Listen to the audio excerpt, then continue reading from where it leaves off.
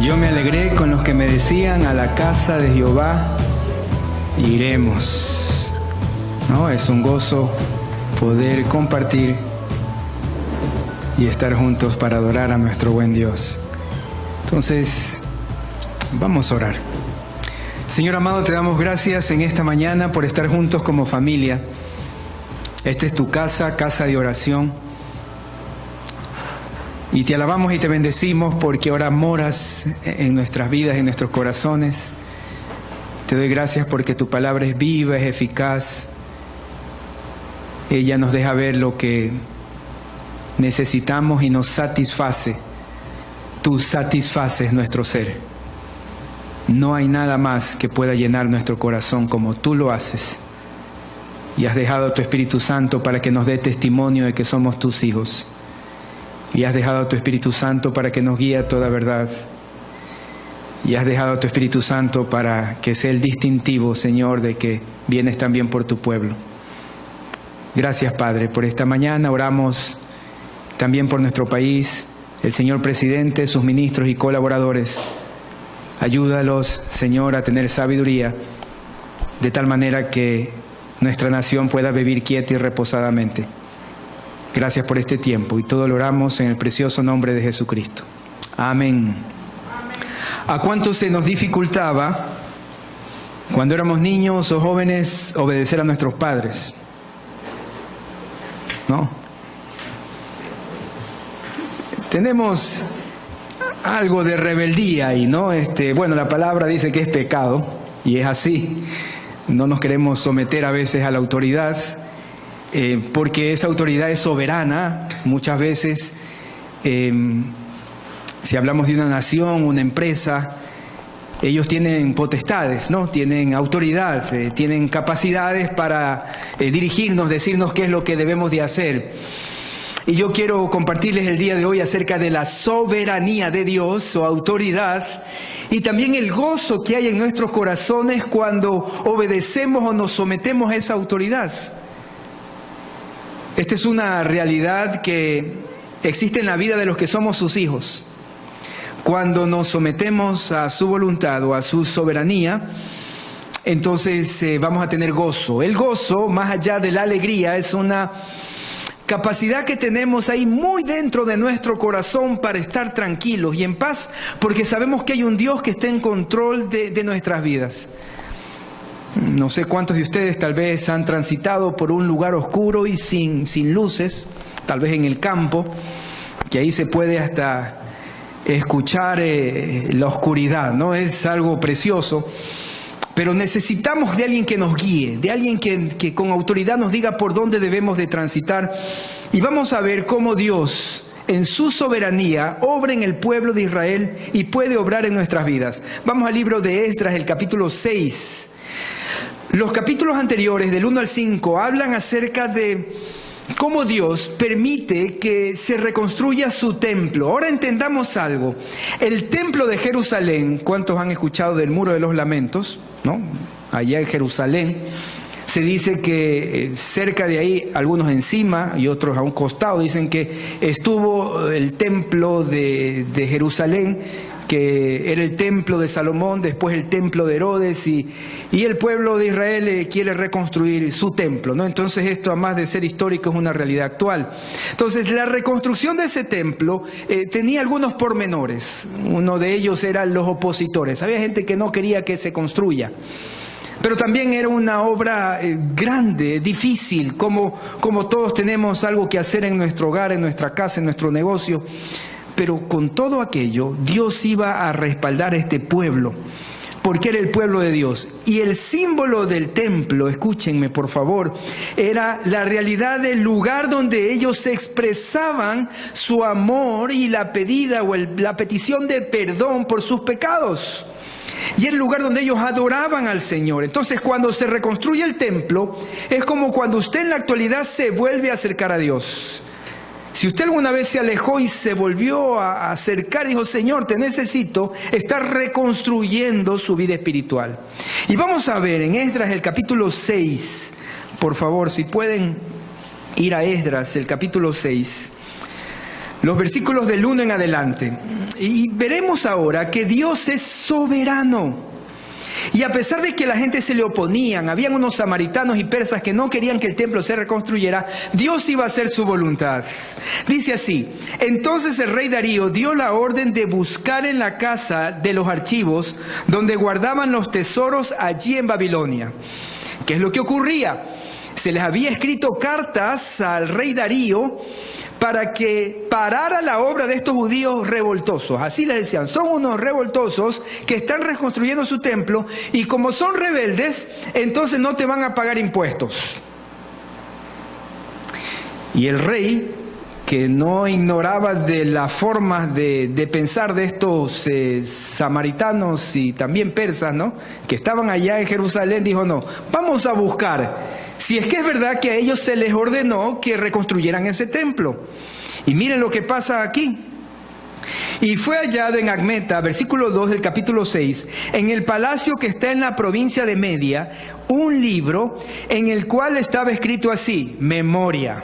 En el año primero del rey Ciro, el mismo rey Ciro dio orden acerca de la casa de Dios, la cual estaba en Jerusalén, para que fuese la casa reedificada como lugar para ofrecer sacrificios y que sus paredes fuesen firmes, su altura de 60 codos y de 60 codos su anchura, más o menos 20 metros de alto, 20 metros de ancho. ¿Ya? Grande. 20 metros son 7 pisos. Y 3 hileras de piedras grandes y una de madera nueva, y que el gasto sea pagado por el tesoro del rey. Hermanos, cuando Dios quiere hacer algo, los recursos siguen a una visión. Señor, yo quiero tener más unidad en mi casa. Esa es la voluntad de Dios, que estemos unidos por su Espíritu Santo. El Señor va a proporcionar los recursos, va a proporcionar el tiempo, va a proporcionar la facilidad para reconciliar. La visión de Dios es seguida por los recursos. En el caso de ellos, para reconstruir ese templo, que era una obra colosal, grande, tal vez no de la envergadura del primer templo de Salomón, pero era también grande, se necesitaba piedras inmensas. Son piedras de 2 metros por 2 metros en la base, una cosa gigantesca. Se necesitaba madera, el cedro de Líbano, que hasta ahora lo conocemos. ¿Y sabe qué? El rey pagano le dio todo lo que necesitaba. ¿Por qué no confiar en Dios y decirle: Señor, provéeme lo que necesito? Yo necesito perdonar. Yo necesito alivio a mi alma. Yo necesito que tú me des los recursos para reconstruir. Ese mismo Dios, hermanos, el que habla en esta palabra, es el que ahora mora en nuestros corazones y vino a ser morada, dice el Evangelio. Ahora está en tu corazón. Tú eres templo del Espíritu Santo. Y miren lo que dice aquí, versículo 4. 3 hileras de piedras grandes y una de madera nueva, y que el gasto sea pagado por el tesoro del rey, versículo 5. Y también los utensilios de oro y de plata de la casa de Dios, los cuales Nabucodonosor sacó, ¿no es verdad? Él los había sacado del templo que estaba en Jerusalén y los pasó a Babilonia. Sean devueltos y vayan a su lugar, al templo que está en Jerusalén, y sean puestos en la casa de Dios. Lo que habían perdido 50, 70 años atrás, ahora Dios le estaba devolviendo. ¿Cuántos no queremos que Dios haga esa obra en mi vida, en mi corazón, en mi casa, ¿no? Tal vez en mi negocio. Bendito el Señor que acompaña a su pueblo. Y vamos a ver esta realidad. Ahora pues, Tatnai, gobernador del otro lado del río, Setar-Boznai, y vuestros compañeros, los gobernadores, que estáis al otro lado del río, ¿qué dice aquí? Alejaos. Ahora, la iglesia va a seguir caminando, hermanos. El Señor va a seguir haciendo su voluntad, hermanos. Mejor quedémonos al lado del Dios soberano, hermanos. Porque lo que estaba diciendo aquí el rey era: mira, háganse un lado porque ellos van a reconstruir. Y si uno está cerca del Señor, queridos amigos y hermanos, el Señor obra. El Señor hará su voluntad. Su iglesia caminará. Su pueblo se mantendrá. Y a pesar de la oposición, porque Satanás la hace, hermano. Este mundo tiene un sistema de maldad que quiere alejarnos, destruirnos y terminar con nuestras vidas, nuestras familias, todo lo que estamos haciendo. Porque no le agrada que el Señor tenga la victoria en Cristo Jesús. Pero somos más que victoriosos. Amén. Entonces miren lo que dice aquí. El rey les dice, váyanse de ahí, ustedes no tienen nada que hacer en esto. Versículo 7. Dejad que se haga la obra de esa casa de Dios, que el gobernador de los judíos y sus ancianos reedifiquen esa casa de Dios en su lugar, Señor, en el nombre de Jesús. Yo he visto muchos hogares restaurados. Y cuando un hombre y una mujer se acercan a Cristo, hermanos, hay salvación para ese hogar. Dios obra. Y cuando tal vez tenemos problemas financieros, si nos postramos delante de Él y decimos, Señor, reconstruye mis finanzas y te voy a dar lo que corresponde, mis ofrendas, y voy a ser grato a ti, el Señor reconstruye. El Señor es bueno cuando nos sometemos a su voluntad. Miren lo que dice aquí. Dejen los que construyan, que reedifiquen la casa de Dios. Y por mí es dada, versículo 8, orden de lo que habéis de hacer con esos ancianos de los judíos para reedificar esa casa de Dios, que de la hacienda del rey, que tiene del tributo del otro lado del río, sean dados puntualmente. Nuestro Señor actúa en su momento y dice, ustedes le van a dar todo lo que necesitan y cuando es. Miren, puntualmente a esos varones los gastos, para que no cese la obra. Y lo que fuere necesario, becerros, carneros, corderos para holocaustos al Dios del cielo, trigo, sal, vino y aceite, conforme a lo que dijeren los sacerdotes que están en Jerusalén, les sea dado día por día sin, ¿qué dice aquí? Obstáculo alguno. Yo quiero construir mi casa, mis generaciones, dirigido por mi Dios. Sí, vendrán dificultades, pero los obstáculos no prevalecerán en Cristo Jesús. ¿Sabe por qué? Porque Él es la roca firme, la roca que desecharon los edificadores, la piedra del ángulo, la que sostiene todo el edificio, dicen ellos, es Cristo Jesús. Él sostiene toda nuestra vida. Y es de manera integral, hermanos. Él sostiene no solo mi espíritu, sostiene mi parte emocional. ¿Sabe por qué? Porque cuando uno es hijo de Dios, recibe una afirmación del cielo que le dice, tú eres mi hijo. Y eso sana mi corazón. Y eso me dice, yo tengo una identidad. Cuando a alguien se le dice, tienes un propósito eterno, seas ingeniero, seas doctor, seas negociante, seas papá, seas mamá, sea lo que tú hagas en este mundo, si tienes a Jesucristo en tu corazón, Él te afirma y te dice, lo que tú hagas va a ser para la gloria de Dios. ¿Cómo no sana eso el corazón? ¿Cómo no nos da propósito? Y no solo sana nuestro corazón, sana nuestro espíritu, porque nos da entrada al Padre, podemos orar y podemos venir y arrodillarnos. ¿Saben lo precioso que es eso?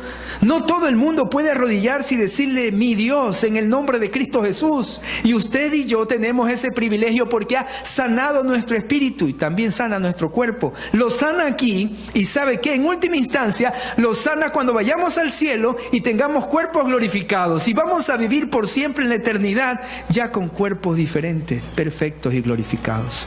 Sana al ser humano de manera integral, por siempre, lo hace y lo hará. Esa es la realidad que tenemos en Cristo Jesús. Y entonces su soberanía se deja ver. Vamos al Salmo 33. Ustedes pueden buscar, por favor, el Salmo 33. Los versículos del 10 al 17.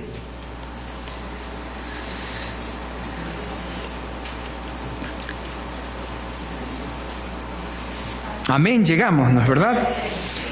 Miren, ¿por qué dice lo siguiente? Pónganle atención.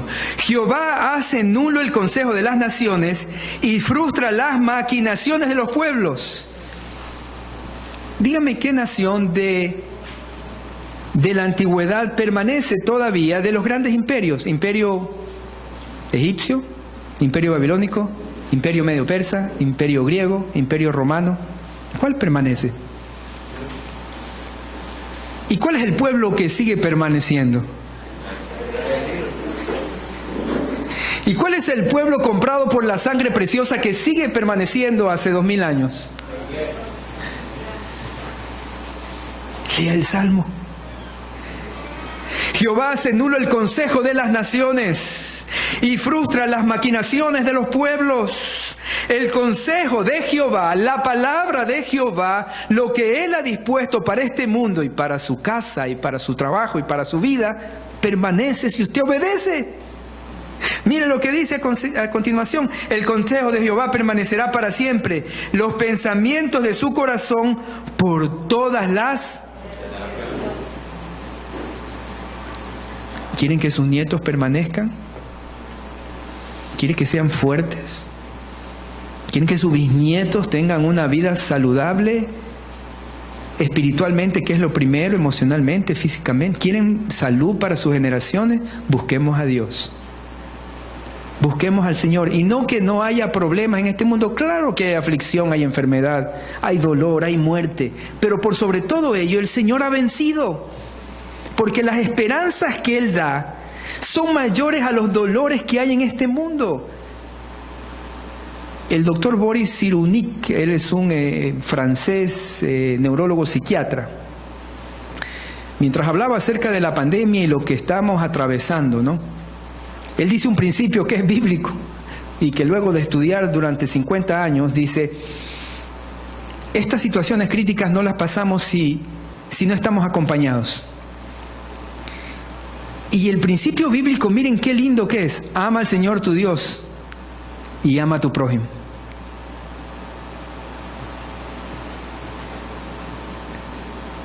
Cuando amamos al Señor y amamos a nuestro prójimo, nuestro corazón se sana. Cuando nos entregamos y comenzamos a vivir de una manera que no es egoísta.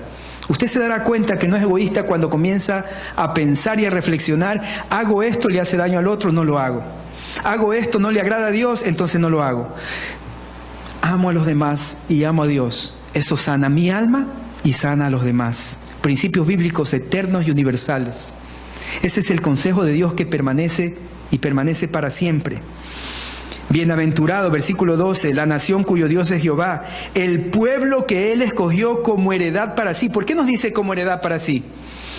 La herencia es algo que vendrá. El pueblo de Dios, al final del día, hermanos y hermanas, estaremos con nuestro Señor en las cenas del Cordero, alabando a nuestro buen Dios. Nosotros permanecemos. 13. Desde los cielos miró Jehová, vio a todos los hijos de los hombres. 14. Desde el lugar de su morada, miró sobre todos los moradores de la tierra. Él formó el corazón de todos ellos, atento está a todas sus obras. Yo le invito en esta mañana, querido amigo y querido hermano, que entregue su corazón a Cristo Jesús. ¿Por qué? Porque dice esta palabra que es real, que tiene miles de años obrando en los corazones del ser humano. Está diciendo que Él mira a todos los habitantes de la tierra y conoce lo que hay ahí. Lo más sabio es entregarse a Cristo Jesús. Esto no es una religión, es una vida abundante. Entréguese por completo a Cristo y dígale en esta mañana: Señor, yo te doy mi corazón. No lo he sabido manejar.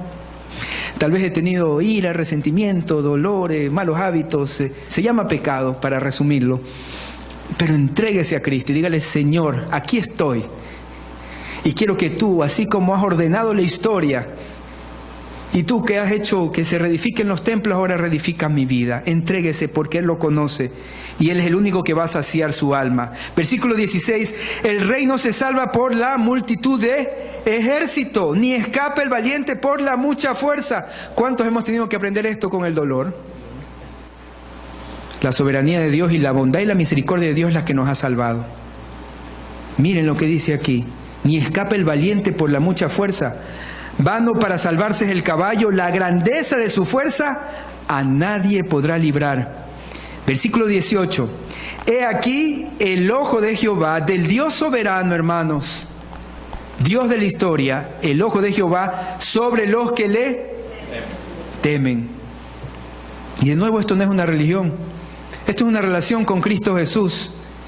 Y Y si usted le teme, y si usted le obedece, y si usted quiere entregarse a Cristo Jesús, entonces sus ojos de amor y de bondad estarán ahí para guiarlo.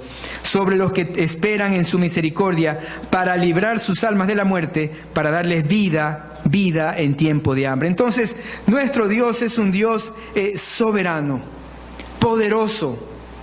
Él hará su voluntad al final del día.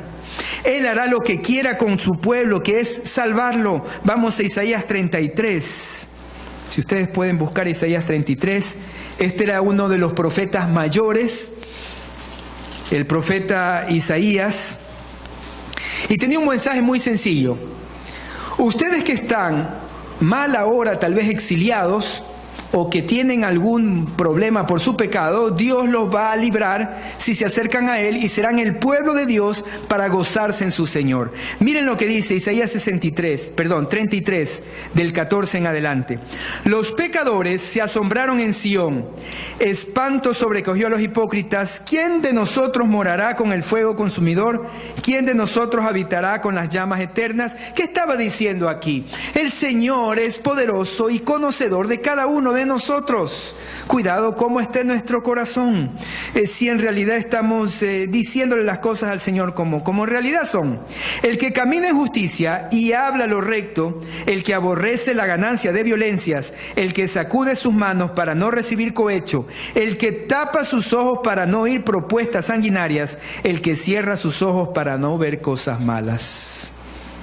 Y Él está dando una característica de su pueblo, de su remanente. El remanente no eran aquellos que le decían Dios y Señor, no. El remanente era aquellos que le amaban y que le obedecían. Hermanos, ser cristiano no es una cuestión externa. No son los templos grandes, no son las muchas actividades. Son hombres y mujeres que se han entregado a Cristo Jesús y procuran honrarle, seguirle, adorarle, obedecerle y estar preparados para cuando Él venga. Miren lo que dice el versículo 16. Este hombre, esta mujer, el versículo 16 de Isaías 33, habitará en las alturas, fortaleza de roca será su lugar de refugio, se le dará pan y sus aguas serán seguras. Una de las realidades de esa época era el agua, que tuvieran agua en las ciudades, ¿no? Y las vertientes de Gihón eran las que tenía Jerusalén para poder tener el agua suficiente para esa ciudad. Y el agua es símbolo de vida, es símbolo de salud. Versículo 17.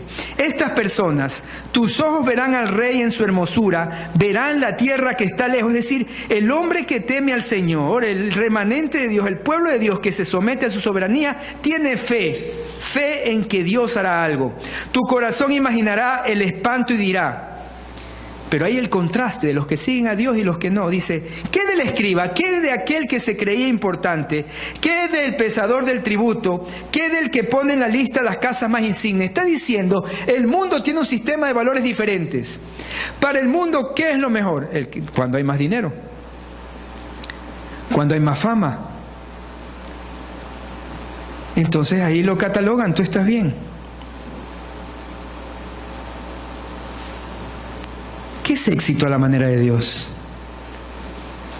Cuando tienes el shalom de Dios, vives en paz con el Señor y en paz con los demás. Vives el contentamiento del Señor. Vives con fe y con esperanza de que Dios obrará. Vives sabiendo de que tienes vida eterna. Hay dos sistemas de valores, el sistema de valor del mundo y el sistema de valor de Dios. Al final del día usted va a hacer una reflexión. Es la reflexión que está haciendo aquí Isaías. ¿Qué de aquel que el mundo lo valoraba tanto y no ha permanecido? Ese es el final. El justo permanece y los humildes heredarán la tierra, dice el Señor. De una vez acerquémonos a Cristo y en humildad digámosle, Señor, esto es lo que yo tengo que cambiar y entregarte. Te entrego mi vida. Versículo 19. No verás a aquel pueblo orgulloso. Es decir, el sistema del mundo se cae. El mundo habla de placer, hermanos, se cae el orgulloso, pueblo de lengua difícil de entender, de lengua tartamuda que no comprendas. Versículo 20, mira Sión, ciudad de vuestras fiestas solemnes. de nuestras fiestas solemnes. Tus ojos verán Jerusalén. Nosotros el remanente veremos el Jerusalén. Morada de quietud, tienda que no será desarmada, ni serán arrancadas sus estacas, ni ninguna de esas cuerdas serán rotas. ¿Qué significa esto? Permanencia. ¿Cuántos queremos llegar a viejitos y estar tranquilos? Enséñenle la palabra a sus hijos y a sus nietos. Yo sueño con eso, sueño con hacerles pizza a mis nietos. Dios me dé la vida. Hay que inculcarles el temor de Jehová a nuestros hijos. ¿Y sabe cómo se les inculca? Temiendo yo al Señor primero, amando al Señor primero, buscando al Señor primero, diciéndole a mis hijos y a mis hijas: Dios hace esto, Dios es real, Dios es verdadero. Mira Sión, versículo 21, ciertamente allí será Jehová para con nosotros fuerte. Miren lo que dice el versículo 21. Será Jehová para con nosotros fuerte, lugar de ríos, de arroyos muy anchos, por el cual no andará galera de remos, ni por él pasará gran nave. ¿Qué significaba? Toda la grandeza del mundo de esa época. Acuérdense de los fenicios, ¿no? Los fenicios hacían comercio en el mar Mediterráneo, vendían maderas, vendían las ropas de colores, estas púrpuras, famoso hasta la actualidad en ese lugar el color morado. Todo ese Mediterráneo estaba lleno de comercio. ¿Y qué es lo que dice aquí? Ninguna de esas, de los ríos del Señor, por ahí no navegarán estos grandes comercios. Es decir, eso no va a trascender, se va a terminar. Y versículo 22, póngale atención. ¿Qué dice? Porque Jehová es nuestro juez. Pero no solo es nuestro juez, ¿qué más? Es nuestro legislador. Jehová es nuestro rey. Él mismo nos... ¿Y qué está diciendo aquí? Los tres poderes del Estado, ¿no? ¿Sabe qué? Dios se da a sí mismo en Cristo Jesús. Porque no hay otra forma de pagar el pecado. Él mismo se entrega. Y para dejarnos saber su voluntad y sus leyes que podamos cumplir, Él mismo las hace. Él mismo nos dio su palabra, Él mismo no esperó en nosotros. Él inspiró a todos los escritores de la Biblia durante 1500 años. Y entonces escribe esto, les decía a los profetas. Él mismo dio su ley y Él mismo es el juez, Él mismo es el legislador y Él mismo es el rey. Él mismo, Dios soberano, único Señor, en tres personas, Padre, Hijo y Espíritu Santo. Nuestro Dios soberano, pero también al mismo tiempo es un Dios que va a hacer lo que Él quiere y la oposición no puede contra Él. Lo más sabio es estar junto a Él y junto a su iglesia. No como organización, hermano. Esté cerca del Señor, con el pueblo de Dios que ama al Señor. Esté cerca del Señor a través de la oración, su devocional. Esté cerca del Señor, porque Él va a hacer su voluntad. Vamos a Daniel capítulo 4.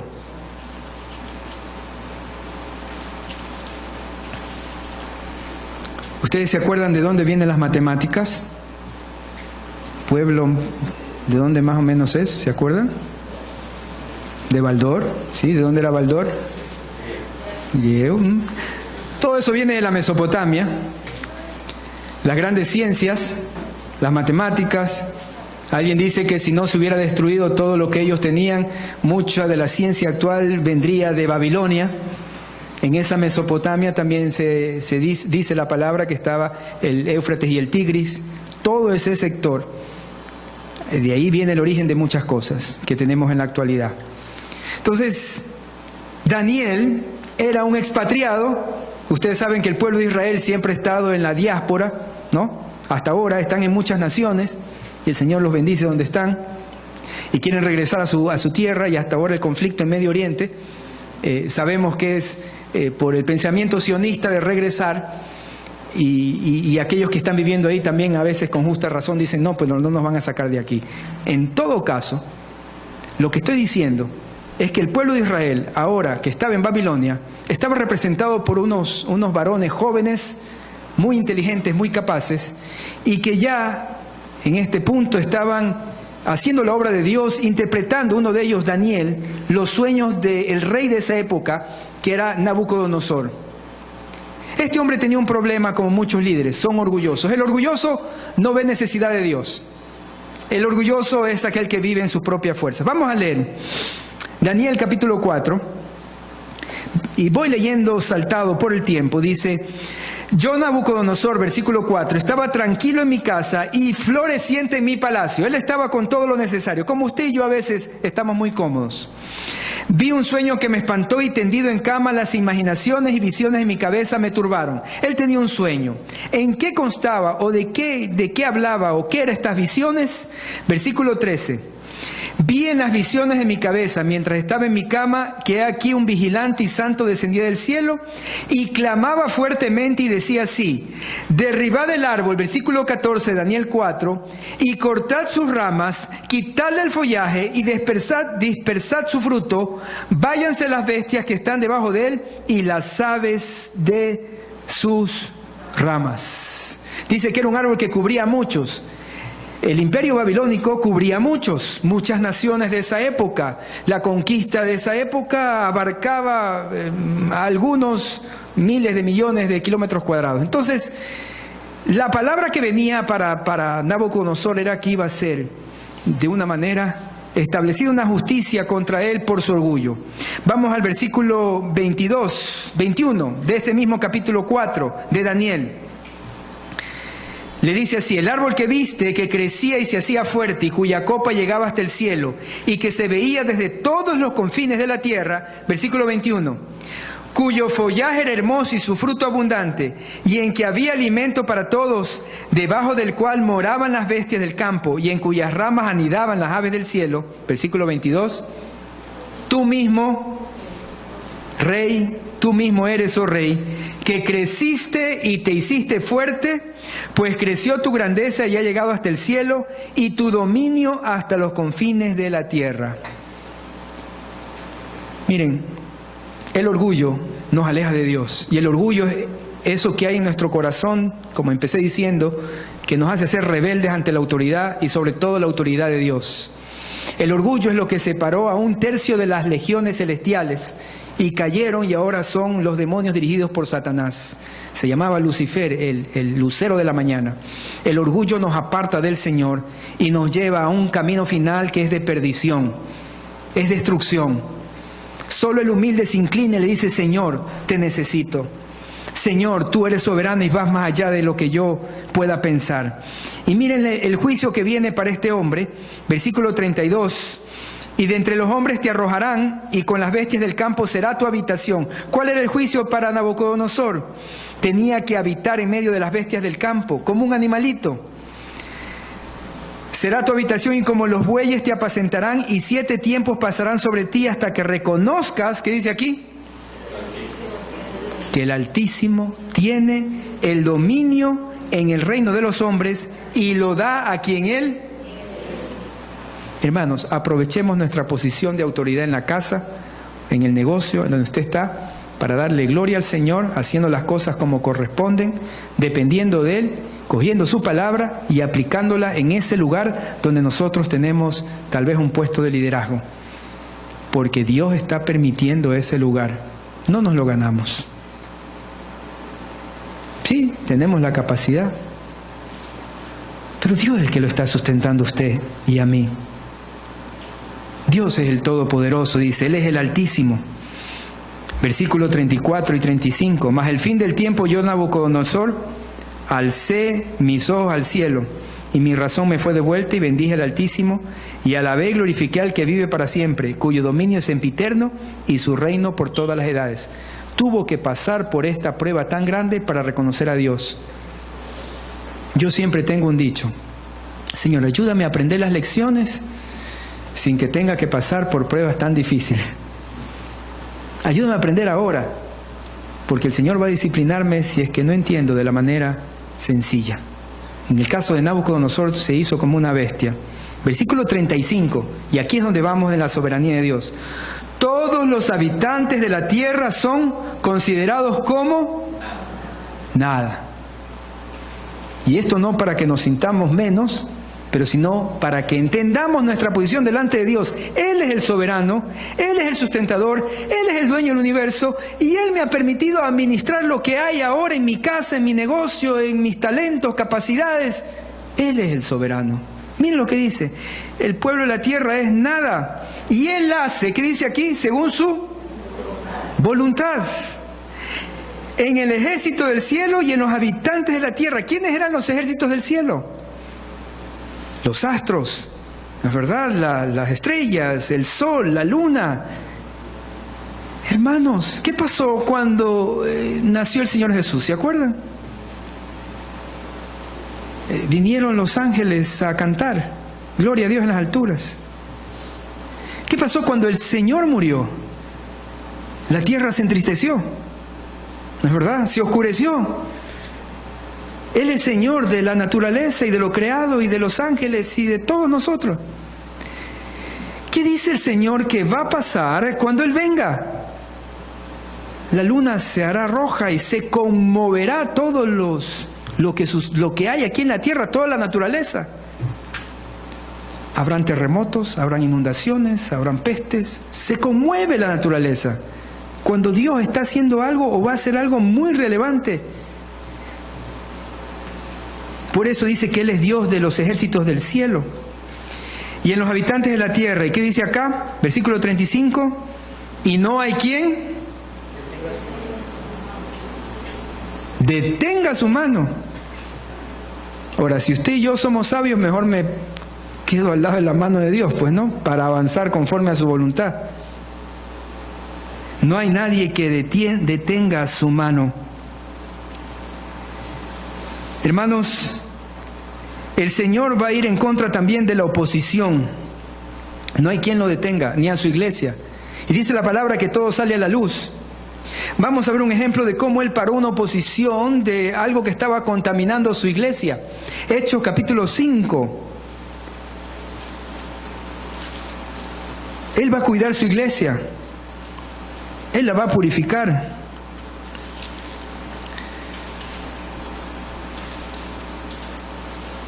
Él mueve y pone líderes, hermanos, en su iglesia para que sea una iglesia santa. Y cuando lideramos, hermanos, cualquier cosa, el Señor quiere el mejor líder ahí, en su casa, en su negocio, en su iglesia. Miren lo que pasó en Hechos 5. Vamos a leerlo rapidito. Dice: pero cierto hombre llamado Ananías, con Zafira su mujer, vendió una heredad. ¿Qué pasaba en este tiempo? Estamos hablando hace 2000 años, aparece la iglesia.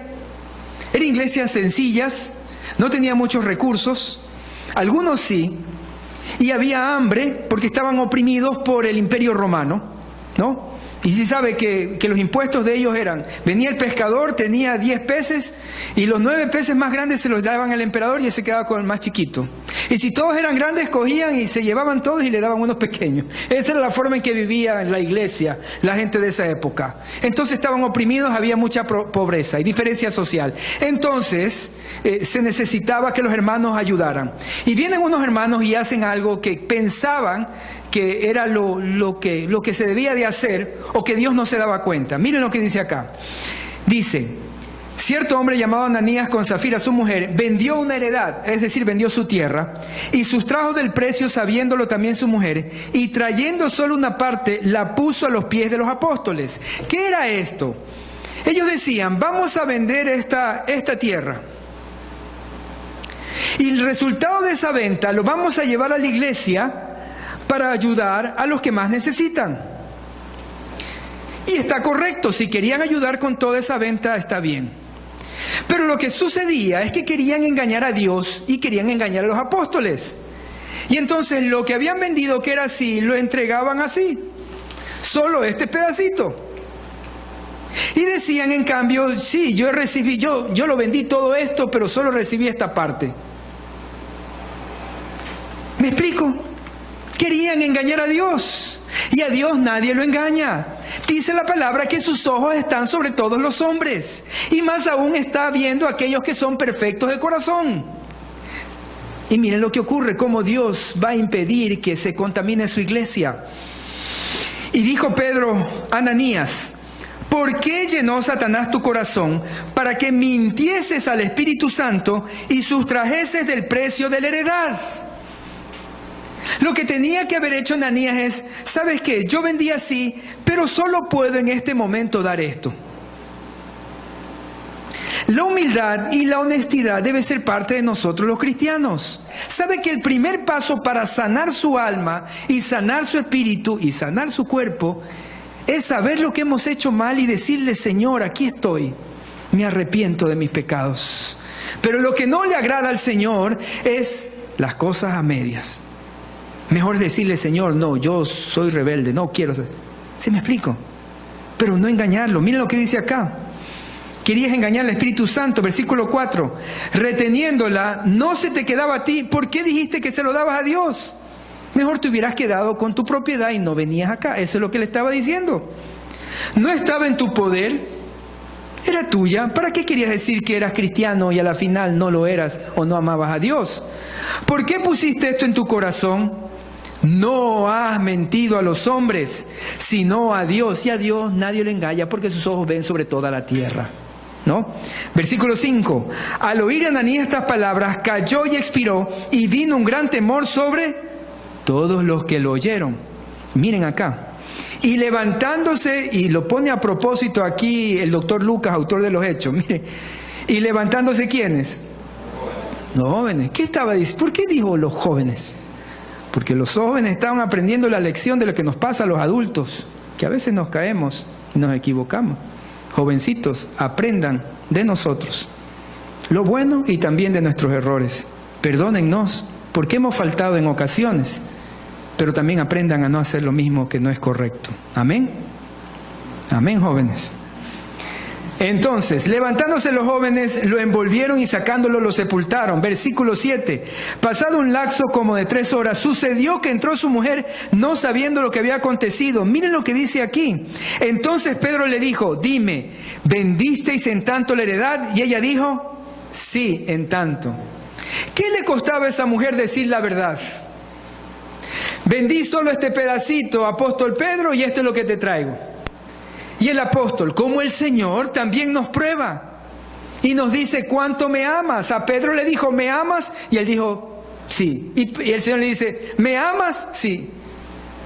Y el Señor sabía que no lo amaba como para entregarse, porque cambió el verbo. Le estaba diciendo, ¿tú me amas sacrificialmente? Y Pedro le respondía, yo te amo como mi amigo, como mi pana, no para entregarme. Es mejor decirle al Señor, esto es lo que voy a hacer, y no que esto es lo que te voy a entregar. Y miren lo que dice acá, lo que sucede. Dios nos da la oportunidad hasta el último. Hasta Judas les llamó la atención. Le dijo, Judas, tú vas a engañar. ¿Podía Judas haberse arrepentido? Miren lo que dice acá. Entonces Pedro le dijo, dime. Y ella dijo, sí. Y Pedro le dijo, versículo 9, porque convinisteis en tentar al Espíritu del Señor. He aquí, a la puerta los pies de los que han sepultado a tu marido, y te sacarán a ti. Al instante ya cayó a los pies de él y expiró. Y cuando entraron los jóvenes, la hallaron muerta. Miren los jóvenes de nuevo. La hallaron muerta y la sacaron y la sepultaron junto a su marido. Y vino gran temor sobre toda la iglesia y sobre todos los que oyeron estas cosas. El Señor, dos verdades importantes que hemos visto, es soberano y Él no va a dejar que su iglesia sea impedida de avanzar por algo o por alguien. Pero también aprendemos en estos versículos, y con eso vamos terminando. Miren, vamos a Esdras capítulo 6. La actitud del pueblo, que había reconocido un Dios todopoderoso y soberano que los había hecho construir el templo, y tenían una actitud importante de gozo. Miren lo que dice versículo 13 de Esdras 6. Léale con atención. Esdras 6, versículo 13. ¿Llegaron? Amén. Entonces Tadnai, gobernador del otro lado del río, y Setar-Boznai y sus compañeros hicieron puntualmente según el rey Darío había ordenado, ¿no? Educados, obedientes. Y los ancianos de los judíos edificaban y prosperaban, conforme a la profecía del profeta Ageo y de Zacarías, hijo de Ido. Edificaron pues y terminaron por orden del Dios de Israel y por mandato de Ciro de Darío y de Artajerjes, rey de Persia. Miren lo bonito de esto. Miren lo que dice aquí. edificaron, construyeron y terminaron, ¿qué dice aquí? ¿Por orden de quién? ¿Y por mandato de quién? Dos realidades del cristiano. Nos sometemos primero a Dios y también a las autoridades civiles de nuestro país. Dice la palabra que estemos orando por nuestros gobernantes. Dice la palabra que respetemos el puesto de autoridad, no tanto la persona, que sí merece respeto, pero por sobre todo lo instituido. A Dios le gusta el orden, que cumplamos las leyes, que paguemos los.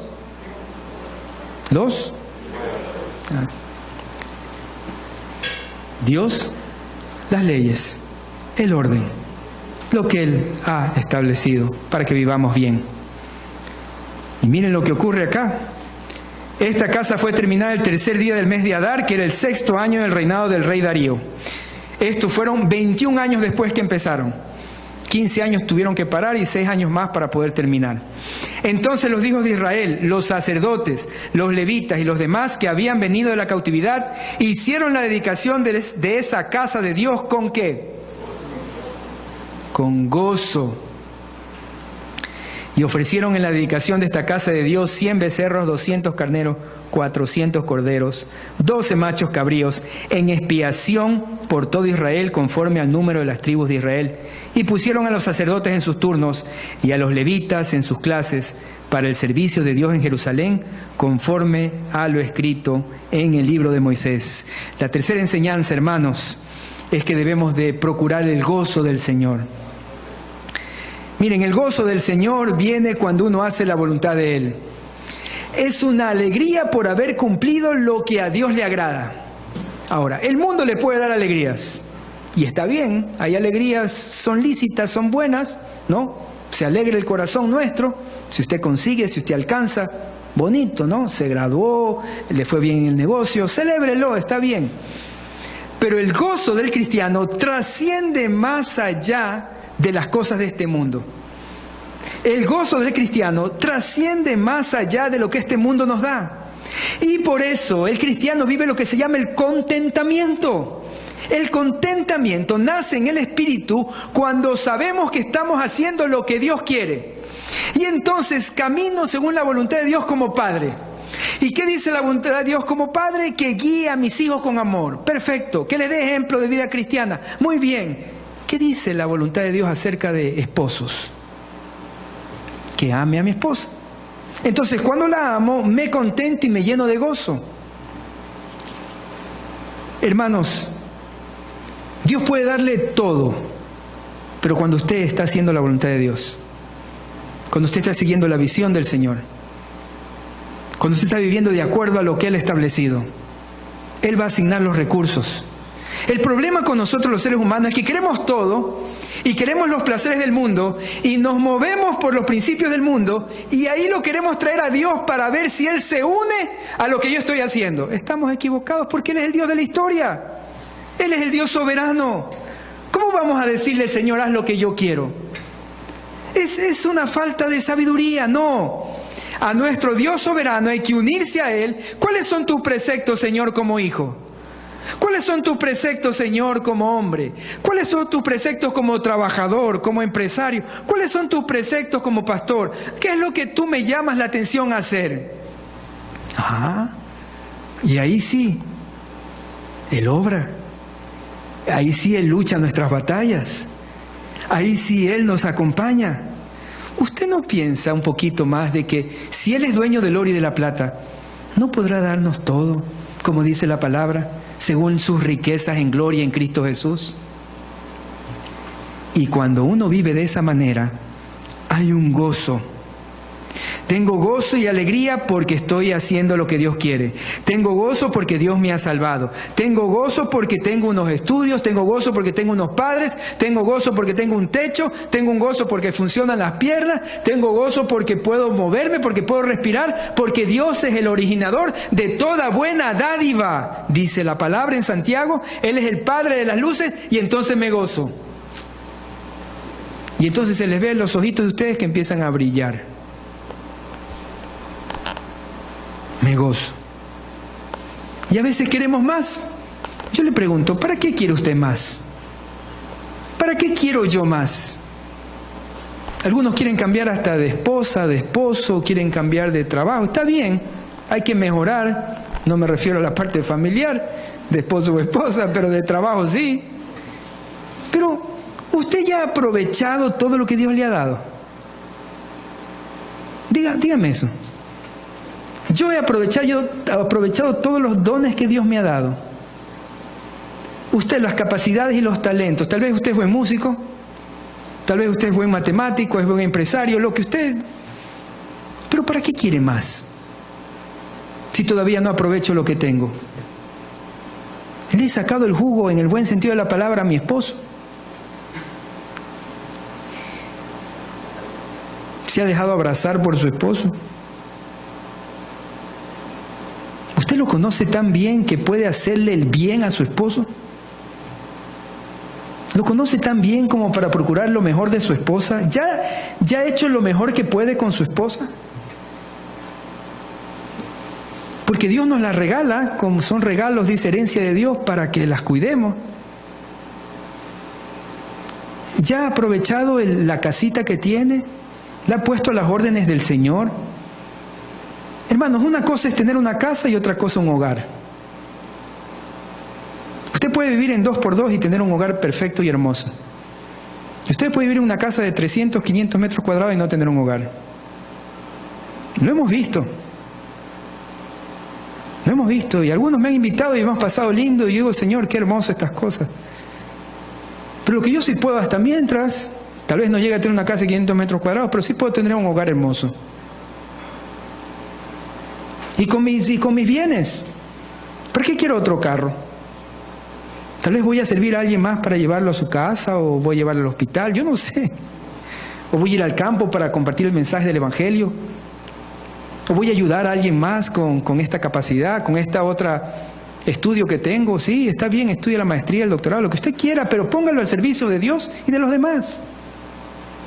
Hermanos, la iglesia tiene que cambiar la actitud. Gocémonos con lo que Dios nos da. Propongamos, seamos proactivos. La iglesia no solamente debe de marchar por las calles. Si usted es un ingeniero cristiano, hermano, hágalo mejor con esa ingeniería. Que la gente pueda decir, uy, yo trabajé con ese ingeniero, qué bueno, cómo sabe y cómo ayuda. La iglesia no solo está para levantar una voz, está para levantar la vida. Para decir, bueno, aquí está Cristo Jesús. ¿Es doctor? ¿Qué hace usted? ¿Qué hago yo? Hágalo para la gloria de Dios y gócese con lo que tiene. Y una vez que ha aprovechado todo lo que tiene, ahí sí, dígale, Señor, dame un poquito más para usarlo mejor para ti, para el reino. Ahí sí, y eso se llama buena administración. Usted sabe que la palabra dice que solo somos administradores de lo que Dios nos ha dado. Y entonces no le producirá alegría esto, porque todo lo que tiene lo está usando para la gloria de Dios. Y entonces estoy contento. La fuerza que tengo, la capacidad, el trabajito, el pancito que Dios me ha dado, hasta lo comparto. ¡Qué bien! Eso le trae alegría. El mundo es otros valores. Consigue, ten, placer. Obtén. Y ahora con este celular, ahorita lo tengo ya. ¿Sabes lo que está pasando con nuestros jóvenes? No quieren los procesos. No quieren trabajar duro. No quieren ahora. Quieren ahora. Y nosotros, padres, tenemos que enseñarles la realidad de Cristo Jesús. Un Dios de procesos, de orden. Un Dios que va dando las bendiciones conforme a su voluntad. ¿Y sabe qué? Dios nos va a dar lo que podemos manejar y lo que en realidad nosotros necesitamos. Y dígale, cuando usted ore, Señor, dame lo que puedo manejar, lo que necesito y que va a ser para tu honra y tu gloria. Y usted nunca va a estar triste. Y si está triste, venga, hable conmigo y dígame cómo lo hizo. Es que sí, cuando Dios obra, cuando Dios está orando, no hay tristeza. Y has cambiado mi lamento en baile. Y me ceñiste con amor, con alegría. Este es el mensaje que se hacía a un pueblo, el pueblo de Dios, que requería que su buen Padre Celestial lo guiara, lo salvara y le restaurara el corazón que estaba dolido. Vamos a ponernos de pie y vamos a cantar un poquito. Y antes de cantar, un poquito más del gozo.